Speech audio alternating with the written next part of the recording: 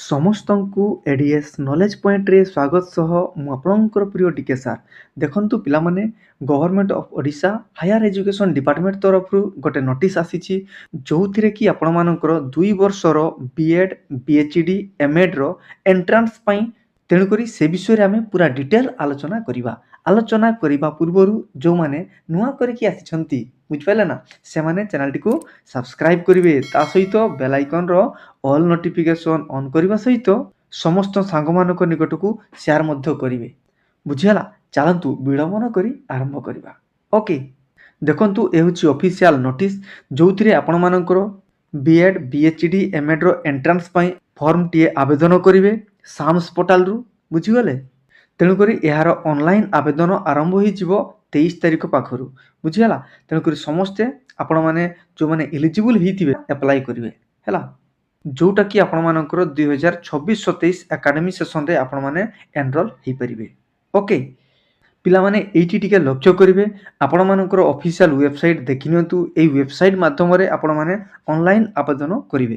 ଆବେଦନର ଆରମ୍ଭ ମୁଁ ପୂର୍ବରୁ କହିଥିଲି, ତଥାପି ଆଉ ଥରେ କହି ରଖୁଛି, 23 ମାର୍ଚ୍ଚ 2026 ଦିନ 11 ଘଟିକା ସମୟରୁ ଆପଣମାନଙ୍କର ଅନଲାଇନ୍ କାର୍ଯ୍ୟ ଆରମ୍ଭ ହେଇଯିବ। ବୁଝିଗଲେ? ଆଉ ଶେଷ କେବେ ହେବ ତାକୁ ମଧ୍ୟ ଜାଣି ରଖନ୍ତୁ। ୟାର ଶେଷ ହେବ 6/4/2026 ରାତି 11:45 ସମୟରେ। ବୁଝିଗଲା?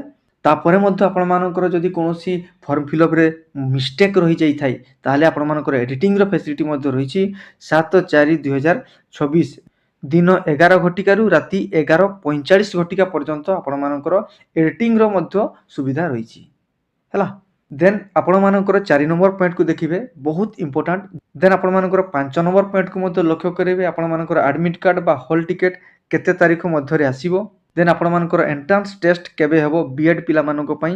ବିଏଡ୍ ପିଲାମାନଙ୍କ ପାଇଁ ଏଣ୍ଟ୍ରାନ୍ସ ଟେଷ୍ଟ 31/5/2026, ତାମାନେ ମେ ମାସ 31 ତାରିଖ ସଣ୍ଡେ ଦିନ, ମାନେ ରବିବାର ଦିନ ଆପଣମାନଙ୍କର ଏଣ୍ଟ୍ରାନ୍ସ ହେବ।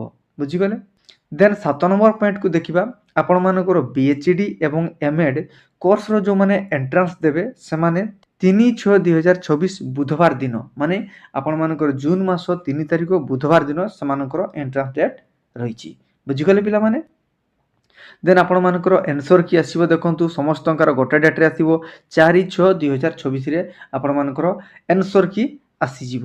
ଓକେ, ଦେନ୍ 9 ନମ୍ବର ପଏଣ୍ଟକୁ ଦେଖିବା। 9 ନମ୍ବର ପଏଣ୍ଟ କ'ଣ କହୁଛି, ଯେଉଁମାନଙ୍କର ଯଦି ଆନ୍ସର୍ କିର କିଛି ଭୁଲ ଥିବ ବା ଠିକ୍ କରିକି ଆପଣମାନଙ୍କର ମାର୍କ ପାଇନଥିବେ, ତାହେଲେ ଆପଣମାନେ ଅବଜେକ୍ସନ୍ ପାଇଁ ମଧ୍ୟ ଆପ୍ଲାଏ କରିପାରିବେ। 5ରୁ 7 ଜୁନ୍ ମଧ୍ୟରେ ଆପଣମାନେ ତାକୁ ସାମ୍ସ ପୋର୍ଟାଲ ମାଧ୍ୟମରେ ପେ କରିବେ 200 ଟଙ୍କା ଦେଇକରି।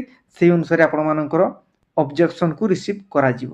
ଓକେ, ଦେନ୍ ଆପଣମାନଙ୍କର ଅବଜେକ୍ସନ୍ର ଆନ୍ସର୍ ଆପଣମାନଙ୍କର 9 ତାରିଖ ଦିନ ଆସିବ, ଆପଣମାନେ ଦେଖିପାରୁଥିବେ।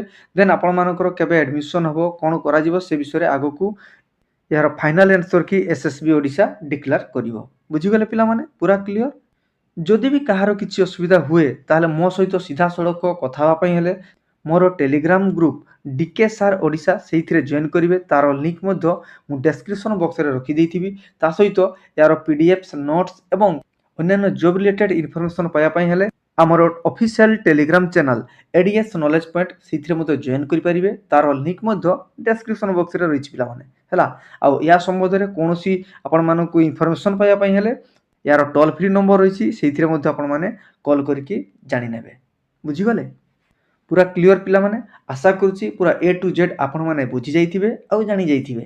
ଓକେ, ଆଉ ଯଦି ନୂଆ କରିକି ଆସିଛନ୍ତି, ସେମାନେ ଚ୍ୟାନେଲଟିକୁ ସବସ୍କ୍ରାଇବ୍ କରିବେ, ତା ସହିତ ବେଲ୍ ଆଇକନ୍ର ଅଲ୍ ନୋଟିଫିକେସନ୍ ଅନ୍ କରିଦେବେ।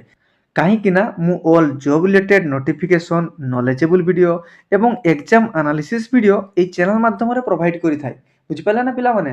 ତେଣୁକରି ମୁଁ ଯେମିତି ଭିଡ଼ିଓ ଛାଡ଼ିବି, ସେମିତି ଆପଣମାନଙ୍କ ମୋବାଇଲକୁ ନୋଟିଫିକେସନ୍ଟିଏ ଚାଲିଯିବ, ଯାହାଫଳରେ ଆପଣମାନେ ଶୀଘ୍ର ଦେଖିବେ, ଶୀଘ୍ର ଜାଣିବେ, ଶୀଘ୍ର ପ୍ରିପାରେସନ୍ କରିବେ ଆଉ ଶୀଘ୍ର ଚାକିରିଟିଏ ପାଇଯିବେ।